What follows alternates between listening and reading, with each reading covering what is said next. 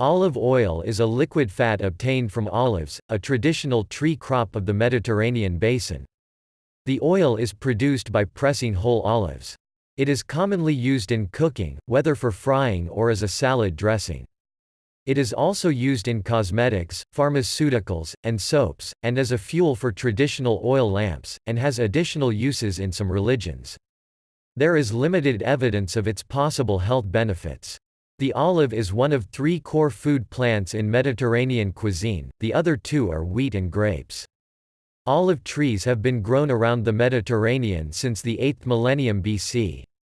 Spain is the largest producer of olive oil, followed by Italy and Greece. However, per capita consumption is highest in Greece, followed by Spain, Italy, and Morocco.